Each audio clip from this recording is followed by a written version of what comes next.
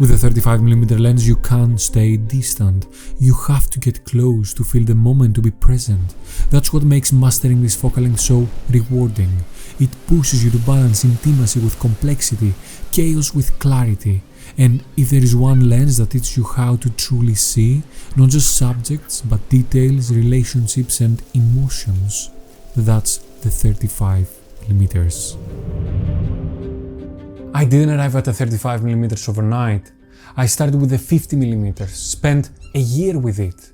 Then I spent 2 more years wrapped in the clean simplicity of the 85mm. Those lenses felt safe, tight, controlled, minimal. But after spending time with the work of photographers like Joel Meyerowitz, Alex Webb, Fred Herzog, something changed. Their images were rich, layered, full of life. For them, it wasn't just about capturing people, but the way I get it, it was about capturing presence, stories told in a single frame. So first I got a budget 35mm to test the waters for my full-frame Sony a7 II, which I was using back in 2016. That decision changed everything. The 50mm gave me distance, the 85mm gave me isolation, but the 35mm dropped me right in the middle of the scene. And with that immersion came a great responsibility. I need to make sure that everything in the frame belonged there. Not just the things I wanted to show, but also the things I couldn't hide. And of course that made me realize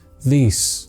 I didn't know how to compose when I couldn't simplify. That's the real challenge with this focal length, to find clarity in complexity. So in this video I want to share with you what the 35mm taught me about composition, how to build stories inside the frame, how to embrace complexity, and how to find presence in the everyday. If you're enjoying this video so far and you like this subject, hit the like button and consider subscribing with the bell.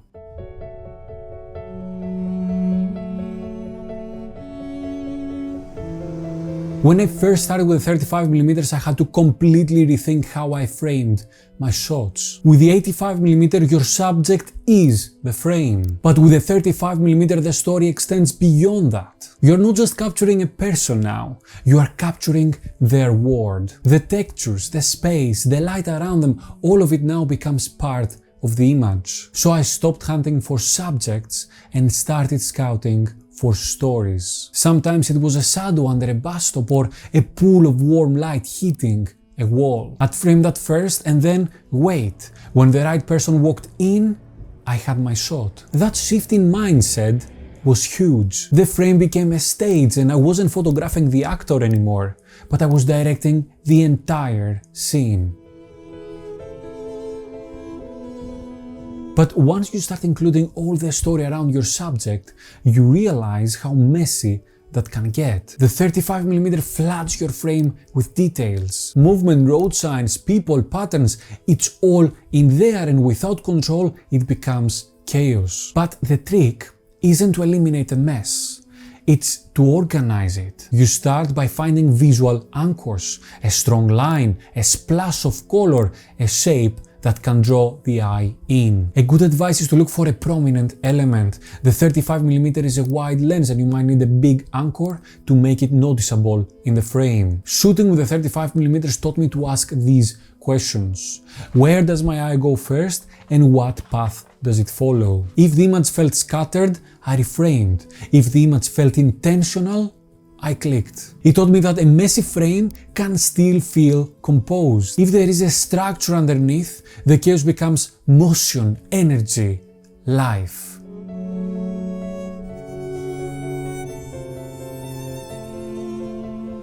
One of the best parts of the 35mm is how fast and instinctive it feels. The field of view is natural and it allows you to shoot quickly even from the hip. You can get close without feeling intrusive. You are in the scene, you are moving with it. And because the 35mm captures the foreground, the subject and the background in harmony, even fast reactive shots can feel deliberate. When it all aligns, the timing, the moment, the light, a quick shot becomes a powerful image.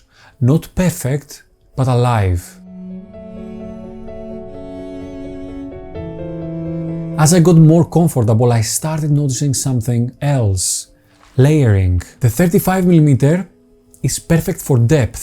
Foreground, midground, background, each one can carry part of the story. In that sense, you're not filling the frame anymore with your subject and a blurry background. Instead, you are building it brick by brick. Imagine a person walking past in the front, a subject in the middle, and a silhouette or a shadow in the background. Suddenly, your frame becomes more than just a picture. It's a narrative in 3 dimensions. As I mentioned before, sometimes I will find the perfect frame and wait for it to come alive. Other times though, I would start with my subject and let the world arrange itself around them. This process taught me that great photos don't always jump out. Sometimes they unfold.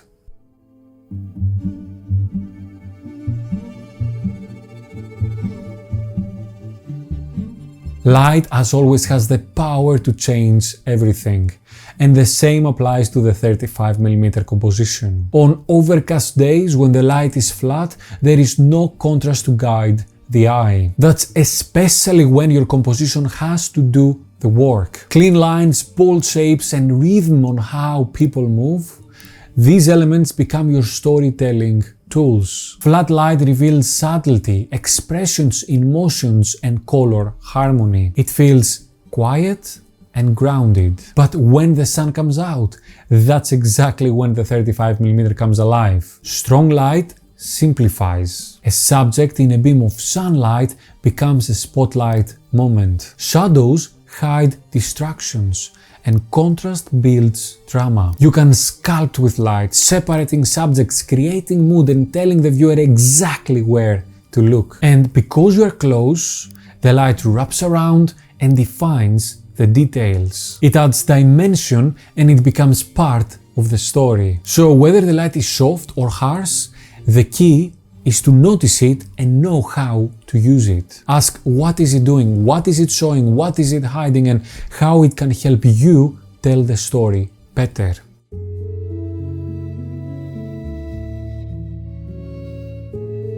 So let's bring all of this together with a few practical tips that guided me on how to level up my 35mm work. If you're not sure what you want to capture, don't just point and shoot. Identify what matters, place it intentionally, and let the rest of the frame support it. Move your feet. Your legs are your zoom. Step in, crouch down, change your angle. It will make a world of difference. Watch your edges. This focal length loves to sneak in distractions. Always scan your frame before pressing the shutter. Layer with intention. Use the environment to add depth, and do it by using elements in the foreground and the background that support your subject, or they tell a secondary story. Follow the light, let it guide your composition. Use it to emphasize, to simplify, and to create emotions.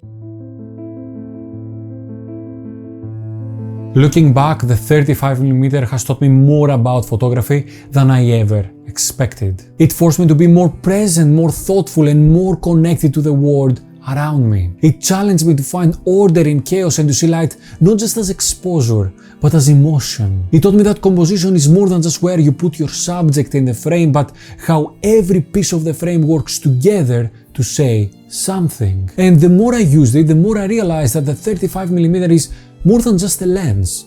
It's a mindset. It asks you to move closer, to slow down or speed up, but always pay attention. It also taught me to let the scene unfold and trust my instinct and my intuition when the right moment arrives. So if you are holding a 35mm lens in your hands, don't just use it to fit more in the frame. Use it to tell a better story. Use it to see deeper and connect more.